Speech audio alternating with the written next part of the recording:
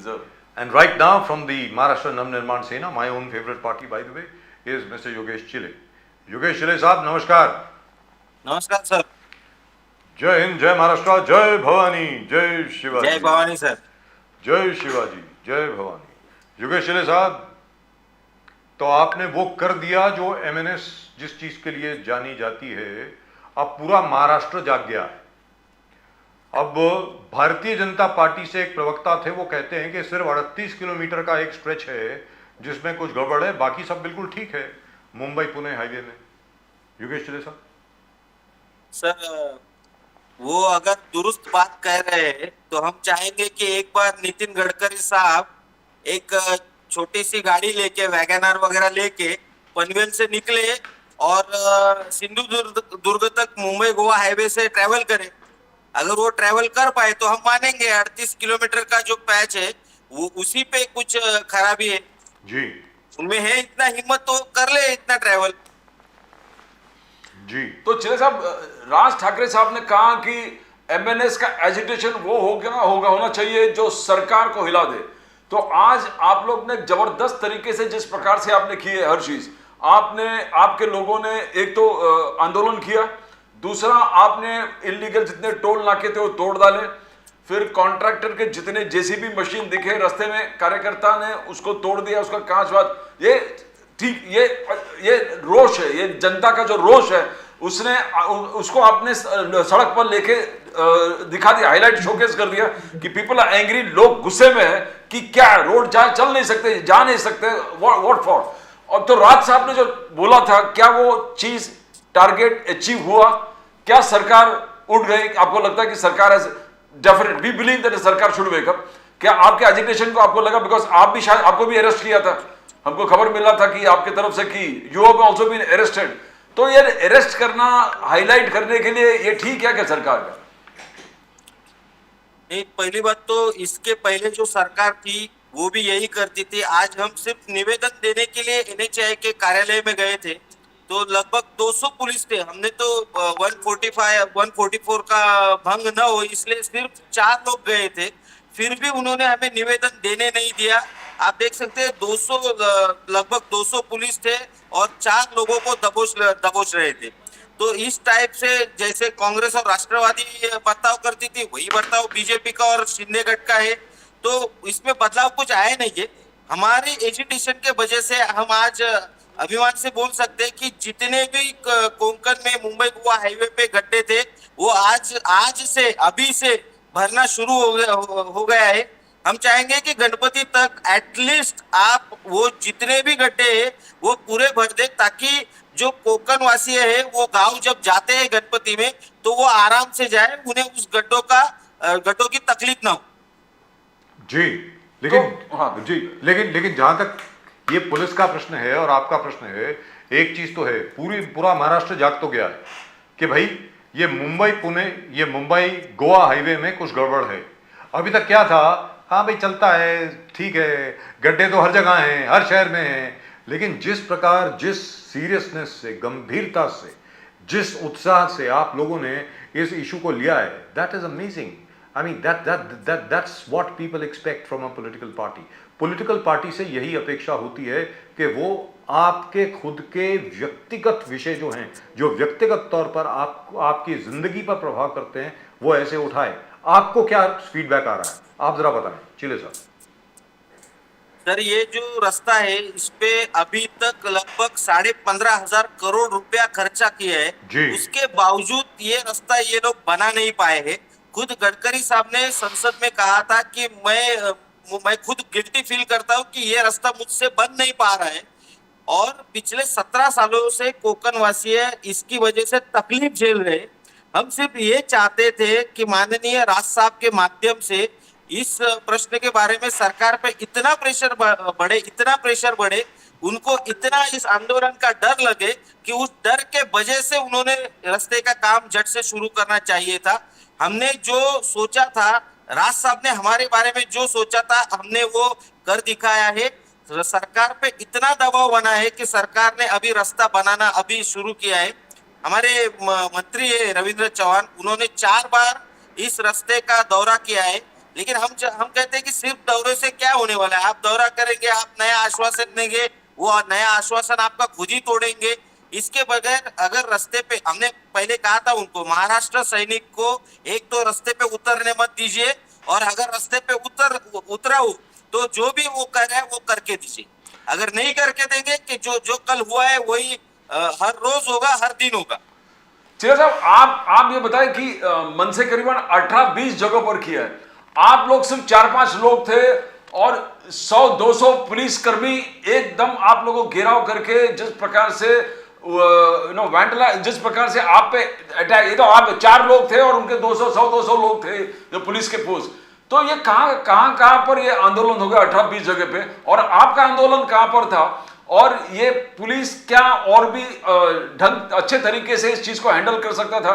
Because आप तो सिर्फ कंप्लेन देने गए थे, खड्डे को ठीक कीजिए, तो पुलिस एक अच्छा तरह से आपको लेके जाके वहां उस कंसर्न ऑफिसर से मिला के, तो क्या पुलिस का रवैया किस प्रकार से होना चाहिए था, और आपका आंदोलन कहां पर था योगेश चिलेजा? सर, ये मुंबई गोवा रोड जो है वो एक्चुअली शुरू होता है पनवेल से। मैं खुद महाराष्ट्र नवनिर्माण सेना का पनवेल का सिटी प्रेसिडेंट हूँ, इसीलिए हमने पनवेल में माननीय राज साहब का मेला रखा था, जहाँ पे उन्होंने बात की थी इस रोड के बारे में। और हमने तय किया था कि 18 तारीख को दिन भर हमारे एजिटेशन चलेंगे। आपने देखा रहेगा कल शाम को राजापुर करके एक शहर है, वहां का मुंबई गोवा हाईवे का टोल नाका हमारे कार्यकर्ताओं ने फोड़ दिया। फिर सांस करके जो कॉन्ट्रैक्टर है उसका ऑफिस फोड़ दिया। उसके पहले मानगांव में चेतक करके जो कॉन्ट्रैक्टर है उसका ऑफिस फोड़ा गया। फिर पनवेल में 2-3 जगह पे एजिटेशन हुए। और फिर हम जब NHAI के मुख्य कार्यालय में गए थे, हमारा कहना यही था कि हमें सिर्फ निवेदन देना है कि ये जो खड्डे, गणपति से पहले ये खड्डे बुझाए जाए। लेकिन पुलिस ने हमें वहीं पे गेट पे रोका। हमारी ये डिमांड थी कि हमें अंदर जाने दीजिए, चाहे तो आप हमारे साथ में आइए, हम सिर्फ निवेदन दे के बाहर निकलेंगे। लेकिन पुलिस ने बिल्कुल हमारी माने नहीं, हमें गेट के अंदर भी आने नहीं दिया। उनका कहना यह था कि अधिकारी जो है वो गेट पे आएंगे, आप गाड़ी में बैठिए, पुलिस के गाड़ी में बैठ के आपके हाथ से वो निवेदन लेंगे। हमने कहा हम गाड़ी में बैठ के निवेदन देंगे नहीं, अधिकारी का काम है हमसे निवेदन लेना और उस पर अमल बजावनी करना। अधिकारी उसके केबिन में बैठेगा और हम वहां पे जाके ही निवेदन देंगे, हम रास्ते पे निवेदन देंगे नहीं। इसी बात पे उन्होंने हमको अरेस्ट कर लिया और अरेस्ट करके पुलिस थाने ले गए। हमें उससे कोई दिक्कत नहीं है, ये केसेस की वगैरह महाराष्ट्र सैनिक को पहले से आदत है। हम सिर्फ इतना चाहते हैं, हम पे 1000 केसेस डालो लेकिन ये रास्ता पहले करके दे दो। चले साहब, एक चीज है कि सरकार का जो नियत है उसको समझ में नहीं आ रहा, बिकॉज आपने टोल नाका के खिलाफ भी आंदोलन चलाया। मैंने इसके कार्यकर्ता हाईलाइट कर दिया कि अलग अलग जगह पे इलीगल टोल नाका है और नहीं होना चाहिए, और इससे पहले भी आपका सफल आंदोलन रहा टोल नाका के खिलाफ, बहुत सारे इलीगल नाका हट गए थे। गडकरी साहब का स्टैंड है कि टोल नाका हटेगा नहीं, टोल नाका नहीं हटेगा, बिकॉज हम लोग सर्विस आपको दे रहे हैं, अगर सर्विस दे रहा है तो आपको पैसा भरना पड़ेगा। तो यह है कि टोल नाका हटेगा नहीं, सर्विस नहीं मिल रहा है, आप आंदोलन पे उतरे हैं, आप लोगों को हाईलाइट कर रहे हैं, सरकार को हाईलाइट कर रहे हैं कि अलग अलग रोड भी खराब है और टोल नाका भी बहुत सारे इलीगल है। तो ये कहां खत्म होगा? बिकॉज सरकार का रवैया, उससे पहले कोई कांग्रेस, तो अलग अलग सरकार रवैया वही हो गया कि टोल नाका भी रहेगा, खड्डे भी खराब हो जाएंगे। ये आंदोलन आपका गए बार भी सक्सेसफुल था टोल नाका के खिलाफ। कैसे देखते हो गडकरी जी का स्टेटमेंट आया हुआ है, आप कैसे देखते हो? क्या कुछ सॉल्यूशन दिख रहा है आपको? सर, पिछले साल भी इसी मुंबई गोवा हाईवे पे, जबकि ये रास्ता पूरा हुआ नहीं है, फिर भी वहां पे टोल नाके सरकार शुरू करने वाली थी। हमारे एजुटेशन के बाद उन्होंने अपना डिसीजन बदला और वो टोल नाके बंद हो गए। नहीं तो आप पिछले साल से ही वो टोल नाके शुरू देखते थे। इस साल भी उनका यही प्रयत्न है कि गणपति के पहले गड्ढे बुझाएंगे और टोल नाके शुरू करेंगे। लेकिन इस साल भी हम उनको कोई भी टोल नाका शुरू करने नहीं देंगे जब तक मुंबई गोवा हाईवे पूरा होता नहीं। तब तक एक भी टोल नाका मुंबई गोवा हाईवे पे शुरू होने के लिए हम उन्हें परमिशन नहीं देंगे, हम बिल्कुल करने नहीं देंगे। योगेश जी एक बात बताइए, एक तो है कि गोवा जाना है, एक तो आप पश्चिम महाराष्ट्र से पुणे से जाते हो, एक है कि ये जो दूसरा बात कर रहे हो डायरेक्ट कोंकण से यानी रत्नागिरी सिंधुदुर्ग डायरेक्ट गोवा, ये अलग है वो अलग है, और जो पुणे के तरफ से जाता है वो अलग है, दोनों अलग अलग है क्या? ऐसी इंफॉर्मेशन के लिए दोनों दोनों रास्ते सर अलग है। एक रास्ता जो है मुंबई पुणे एक्सप्रेसवे से कंटिन्यू होकर कोल्हापुर तक जाता है। कोल्हापुर से लगभग 7 घाट है जो है वो कोकण में उतरते हैं।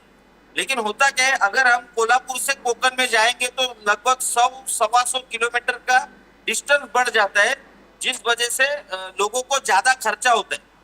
और आप देखेंगे ट्रांसपोर्ट भी जो है, जो कंपनियों का ट्रांसपोर्ट है उनका ट्रांसपोर्ट भी बढ़ता है। अगर मुंबई गोवा हाईवे प्रॉपरली पूरा हो जाए और 4 लेन का अगर प्रॉपरली बनता है तो ये जो 100-150 किलोमीटर एक्स्ट्रा आपको पे करने पड़ते हैं वो पैसा आपका बच जाएगा, ट्रांसपोर्टर्स का भी वो पैसा बच जाएगा, तो महंगाई थोड़ी कम हो सकती है। लेकिन ये योगेश चले रास्ता साहब, बेहद ही जरूरी है सर, लेकिन और ये दोनों जी, अलग रास्ते हैं। लेकिन योगेश चले साहब ये तो बताएं, ये मुंबई गोवा हाईवे का मसला बहुत पहले से चल रहा है, आज से नहीं, बहुत सालों से चल रहा है।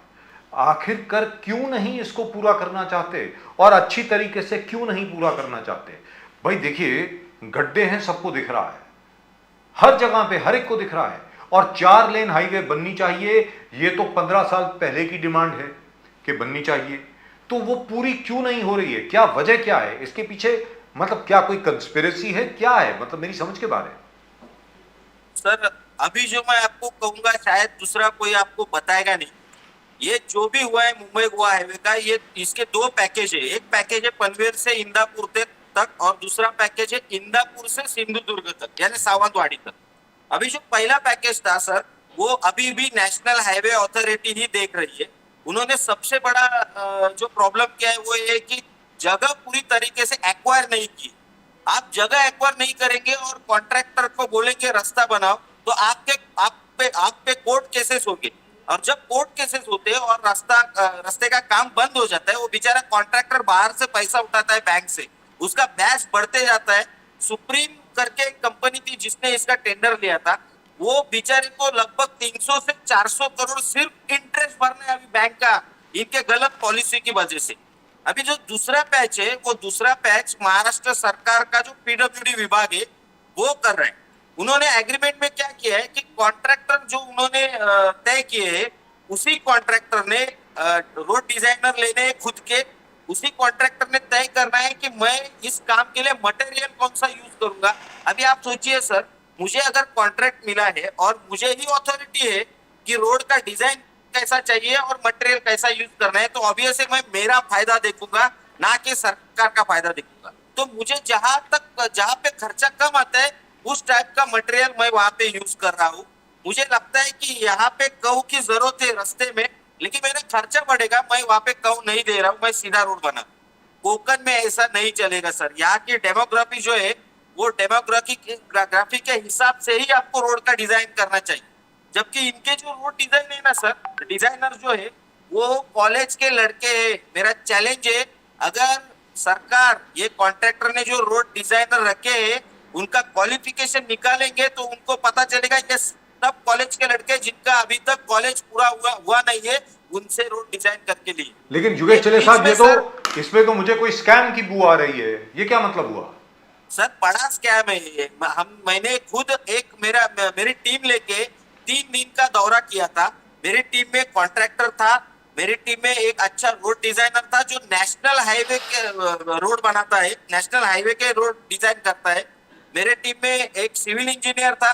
तो एक अच्छी खासी टेक्निकल टीम लेके मैं निकला था। 3 दिन का मैंने दौरा किया था और पैकेज वाइज मैंने लगभग 9 पेज का एक रिपोर्ट बना के खुद नागपुर में गडकरी साहब को जाके हमारा डेलीगेशन गया था और उनको वो रिपोर्ट सबमिट किया था। हमने एक बोस्के करके एक गांव है, वहां पे एक टर्न उन्होंने यू टर्न दिया है। हमने तभी कहा था कि ये यू टर्न गलत है, यहाँ पे बहुत एक्सीडेंट हो गए। आप अभी मुंबई गोवा हाईवे पे जाएंगे और उस यू टर्न पे देखेंगे सर, नेशनल हाईवे पे 22 स्पीड ब्रेकर लगाए। आप ऐसा पूरे देश में एक ही नेशनल हाईवे देखेंगे जिसपे 1 किलोमीटर के डिस्टेंस पे 22 लगभग 22 स्पीड ब्रेकर लगाए, ऐसा कभी रोड डिजाइन होता है क्या सर? जी, बट व्हाई इन्होंने why has that been done? Why? क्यों? कुछ नहीं सर, पैसा खाना है सिर्फ। 15,000 15,500 करोड़ अब तक पूरे खर्चा हुए, लेकिन रास्ते का नामो निशान नहीं है। राजापुर से लेके झालाप तक आपका रास्ता पूरा है, अच्छा है, लेकिन उस रास्ते के बाजू में जो करना है, यानी जो भी पेड़ पौधे लगाने हैं, इन्होंने कहीं पे भी पेड़ पौधे लगाए नहीं है। सब कागज पे है सर, सब कागज पे। कोकण जाना जाता है पेड़ के लिए, जी। पौधों के लिए, उसके निसर्ग के लिए, नेचर के लिए। ये सब उन्होंने खत्म कर दिया है, पूरा खत्म कर दिया। वो ना, उन्होंने जितने पेड़ तोड़े हैं, उससे आधे भी पेड़ इन्होंने लगाए नहीं है। सरकार एक अगर समिति गठित करती है और इसका पूरा ये स्कैम है सर, इसके इसके इसके अगर इन्वेस्टिगेशन करते हैं तो आप देखेंगे इसमें कितना बड़ा स्कैम पिछले 17 सालों में हुआ है सर। 15,000 करोड़ खर्चा करके ये अगर रास्ते की हालत है, तो आप सोचिए ये सब 15,000 करोड़ किसके घर में गए। चिल्ला साहब, एक चीज मानना पड़ेगा कि आपका संघर्ष जबरदस्त संघर्ष है, लोगों के हित में, गोर गरीब के हित में। और आज देखा कि पुलिस के एट्रोसिटीज कैसे आप पे हो रहे हैं, पुलिस अत्याचार आप पे जैसे हो रहा है। आप सिर्फ लोगों के हेल्प मदद मांग रहे कि सड़कें ठीक करो और एट्रोसिटीज हो गए। यहां देवेंद्र फडणवीस जी का कहना है कि कोंकण के लिए अगर किसने कुछ ज्यादा किया हो, बीजेपी ने किया। बोले कि कोंकण में, सिंधुदुर्ग में हम लोग एयरपोर्ट बना दिए। बोले कि जितने रेलवे स्टेशन है कोंकण का, उसका रीडेवलपमेंट, नूतनीकरण, ब्यूटिफिकेशन का काम चालू है।